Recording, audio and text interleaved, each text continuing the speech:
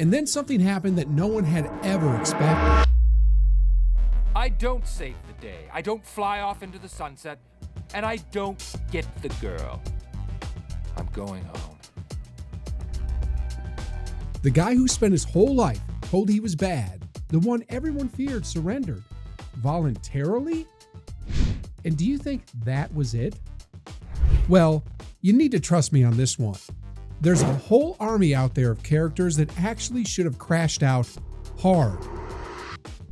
Megamind's just the start. If any character had the right to lose it, it's Marlin from Finding Nemo.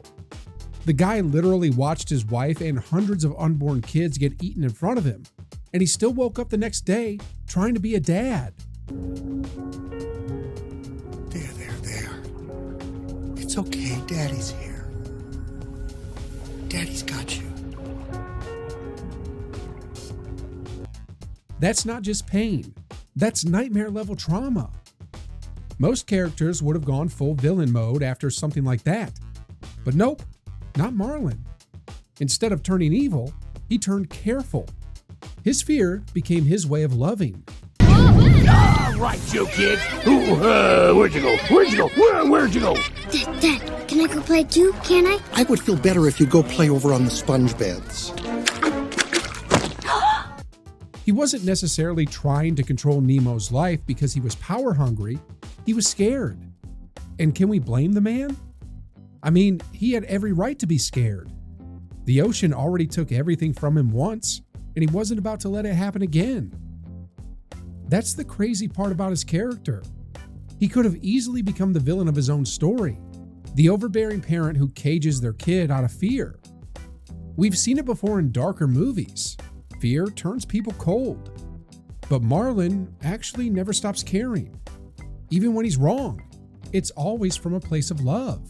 And when Nemo gets taken, that's the moment when most characters would completely break. But he does the opposite. He swims into the unknown. Oh, hey, look out! I'm sorry, just trying to get home. Sharks, jellyfish, the deep ocean. He faces everything that terrifies him just to get his son back. By the end of the movie, he learns what every anxious parent has to learn. Love isn't about control, it's about trust. That's why the line, "just keep swimming," hits so hard. It's not just Dory's cute phrase, it's Marlin's entire healing arc. He learns that sometimes you have to let go, even when you're scared. And that's what makes him incredible. He doesn't crash, he didn't let fear win. He just kept swimming. Next up, we have Rapunzel. She might just be the calmest person to ever survive psychological warfare. Think about it.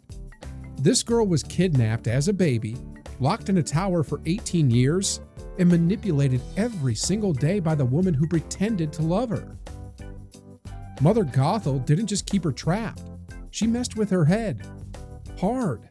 I know what Rapunzel. Oh, come on! Enough of the lights, Rapunzel! You are not leaving this tower! Ever! Every compliment after that, every "I love you," it all came with control. That's definitely not parenting. It's emotional brainwashing on level 1000. Now, anyone else in her situation could have gone completely insane. I would. I mean, she had every reason to hate the world, to hate people, to crash out. If this were a darker movie, Rapunzel would have escaped that tower just to burn the kingdom down, or froze the entire kingdom to hell like Elsa. But what does Rapunzel do instead? She sings. Yup, sings. She keeps on dreaming about lanterns. Even in captivity, she keeps her kindness. She keeps her hope alive. That's not a weakness if you ask me. It's a strength that most people don't have. The crazy part is how pure her reaction is when she finally sees the truth. She doesn't want revenge on Gothel. She even somehow reaches out for her.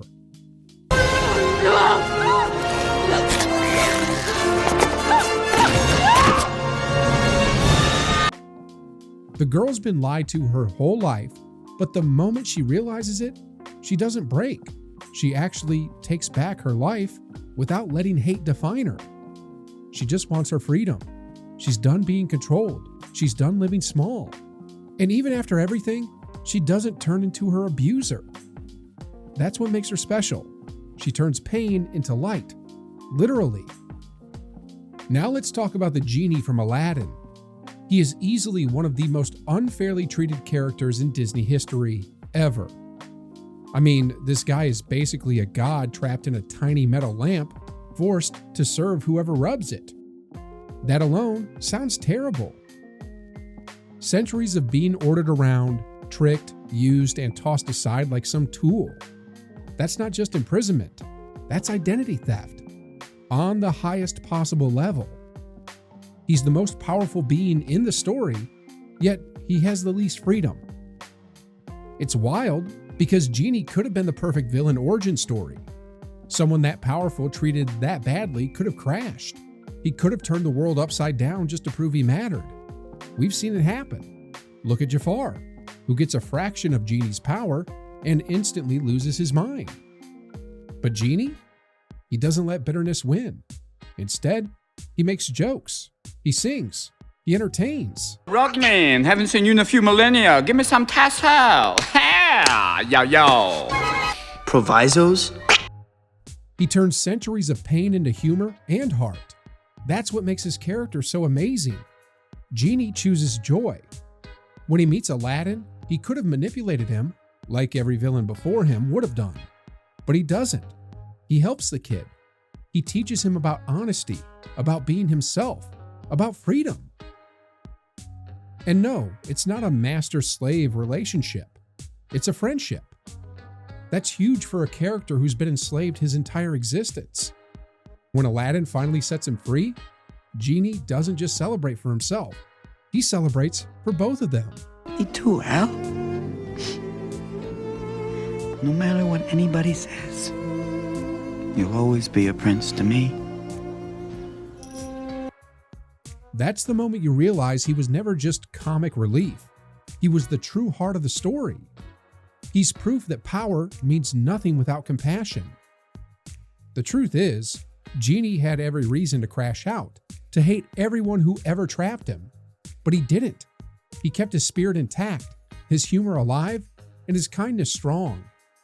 He used laughter where others would have used fire. That's strength. Real, raw strength. Quasimodo from The Hunchback of Notre Dame might just be Disney's most heartbreaking example of someone who had every reason to turn bitter and somehow didn't. From the moment he was born, the world told him he was a monster.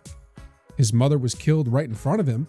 He was locked away in a bell tower by Judge Claude Frollo, the man who murdered her, and raised to believe that he was lucky just to be alive. Heartless mother abandoned you as a child. Anyone else would have drowned you. And this is my thanks for taking you in and raising you as my son? I'm sorry, sir. Imagine growing up with that voice in your head every single day. Most people would have broken. Most people would have looked down from that tower and wished the whole city would burn. But Quasimodo? He still dreamed of being part of it, of people who would never accept him. He didn't hate them. He admired them. That's how pure he was. A soul that wanted to belong, not to destroy, after all he has been through. Even when he finally gets out, when people mock him at the Festival of Fools and throw food at him, he doesn't lash out.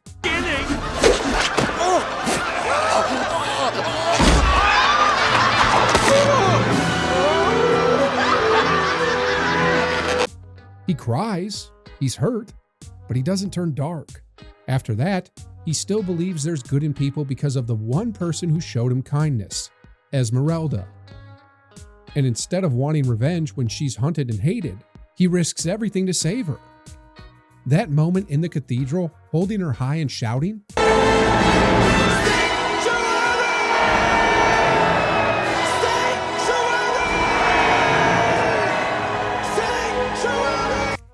man, that's not just bravery. That's love without conditions. And in the end, on that balcony when Frollo finally slips, Quasimodo still tries to save him. He didn't dare let go of that cape.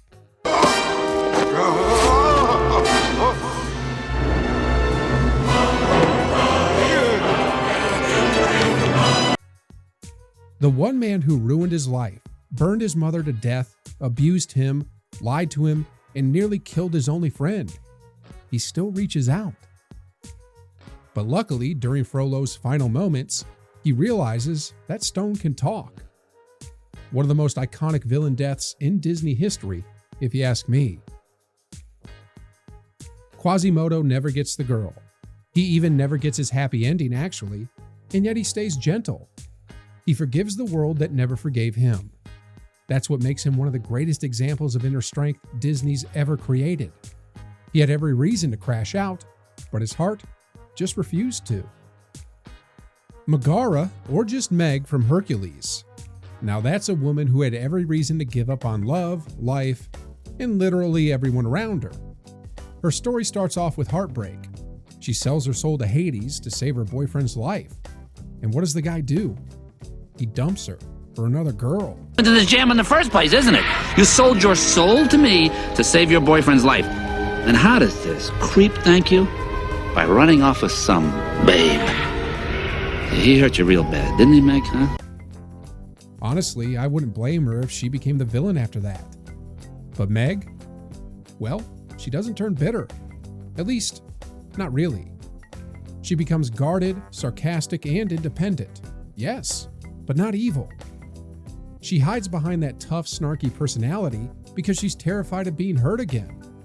She's not this squeaky clean Disney princess. She's a woman who's been through hell, literally, and just trying to survive it. When Hades recruits her to manipulate Hercules, you can see her inner conflict. She plays along because she's stuck, but every time she's around him, her walls start to crack, and you can feel it. Ever hurt you? And I don't want to hurt you, so let's both do ourselves a favor and stop this before. She doesn't want to care again, doesn't want to risk being hurt, but she can't help it. Hercules treats her with the kind of kindness she forgot existed. By the end, Meg proves that love doesn't have to make you weak, it can make you brave. When she sacrifices herself to save Hercules, it's not some cliched damsel moment. It's a redemption story. Hercules, look out! Meg! No! She doesn't need anyone's forgiveness. She already earned it through her actions.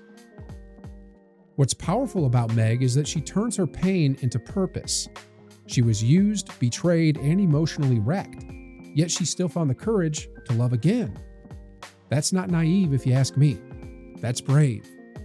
Meg had every reason to crash out, to become just another broken heart gone dark. But she didn't. She stood back up, threw her hair over her shoulder, and just kept going. Cinderella is the definition of patience that makes no sense. This girl lost her parents, got stuck living with her evil stepmother and two wannabe socialite stepsisters, and basically became their unpaid maid. She was emotionally abused, humiliated, and treated like she didn't even exist, all inside her own damn home. Good morning, stepmother. Pick up the laundry and get on with your duties. Yes, stepmother. And yet somehow, she never turned cruel. If this story happened in real life, people would expect revenge. The modern version of Cinderella would have taken that glass slipper and launched it straight at Lady Tremaine's face. And honestly, it would have felt deserved. But that's not who she is. The crazy part is, Cinderella doesn't ignore the pain. She actually feels it. But she never gives up her dreams. Well, there's one thing. They can't order me to stop dreaming. Her grace isn't about pretending life's perfect. It's about staying kind when the world gives you every reason not to be. She still helps the mice, still sings while she's at work, still believes that goodness matters. That's what makes her so timeless. And when her fairy godmother shows up, that's not just a magical rescue. It's karma showing up for the one person who never gave up. She didn't need revenge to win. She just needed to stay true to who she was. That's her victory. Cinderella could have easily been another Maleficent, someone broken by betrayal who turns the world against her. But she chose differently. Nick Wilde from Zootopia is one of those characters who had every reason to turn into the bad guy. And honestly, for a while, he kinda was. He's a fox in a world that assumes foxes are shady, sneaky, and dangerous. From the second he was a kid, everyone treated him like trouble. He tried to join the Junior Ranger Scouts, remember? Showed up all proud, ready to prove he was more than a stereotype. And what do? If you thought we would ever trust a fox without a muzzle, you're even dumber than you look. Is he gonna cry? Yep, they muzzled him. Literally, a kid.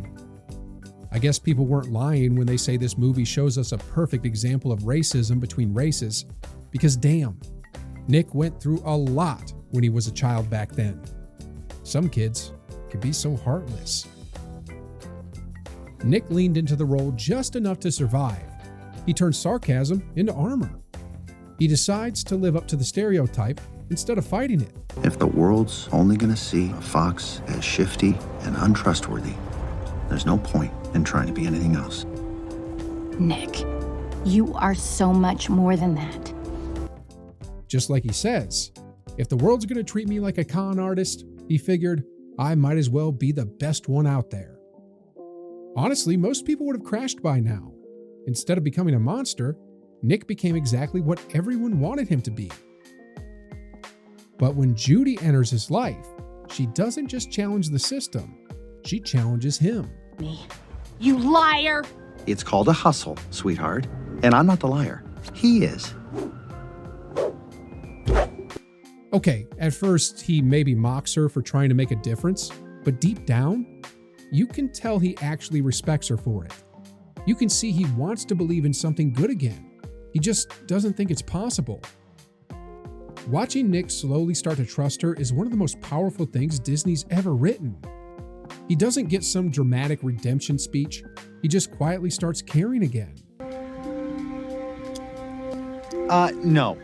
What did you say, Fox? Sorry. What I said was no. She will not be giving you that badge. Just like that, little by little. By the end, Nick doesn't just help solve the case. He becomes part of the change. From hustler to officer, from cynic to believer. That's not luck, that's growth. Instead of crashing out and letting anger win, he found purpose in the very system that tried to shut him out. Now the big villain, hero himself, Megamind. He isn't just another animated villain.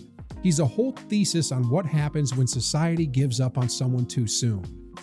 From the moment he was a kid, the world decided who he was going to be. He wasn't the handsome, popular, destined for greatness Metro Man.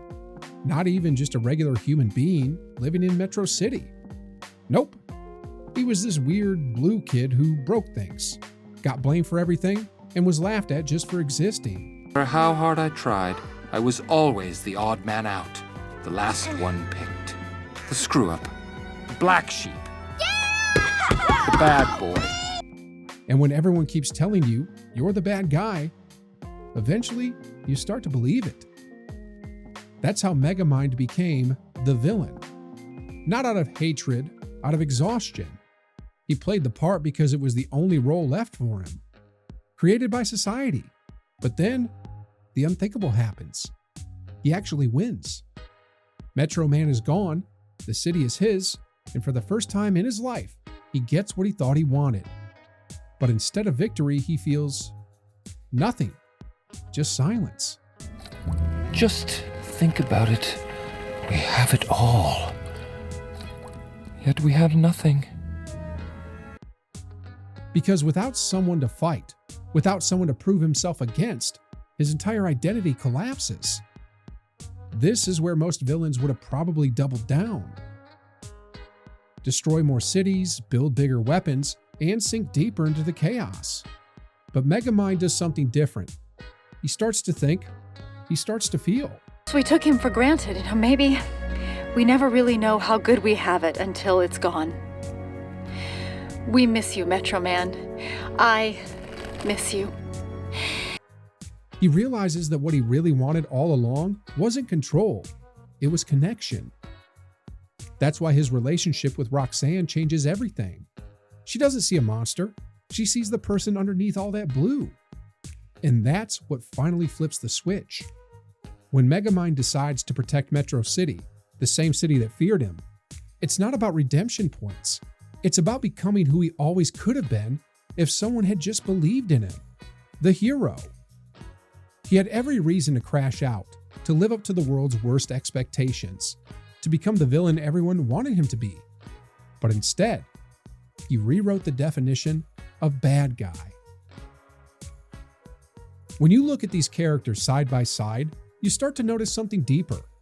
None of them had easy lives. Every one of them went through loss, manipulation, rejection, or some kind of heartbreak that could have easily turned them into villains. And yet they didn't break. They didn't crash. And that's what makes them so powerful. Anyone can be good when life's simple, but being good when everything in you is screaming to give up? That's something else entirely. Marlin learned that love means letting go. Rapunzel proved that innocence can survive cruelty. Genie showed that humor can be armor without turning into hate. Meg taught us that trust after betrayal is the bravest kind of love. Cinderella showed that grace is a rebellion all on its own. Nick Wilde broke his own stereotypes. And Megamind? Well, he proved that even the villain of the story can become its hero if he chooses to. They're not perfect, and that's exactly the point. They hurt, they fail, they cry, but they keep moving forward. They remind us that you don't have to be flawless to be good. You just have to make the choice, over and over, to not let pain define you. Because in the end, the strongest ones aren't the ones who never fell. They're the ones who fell, broke a little, and still got back up.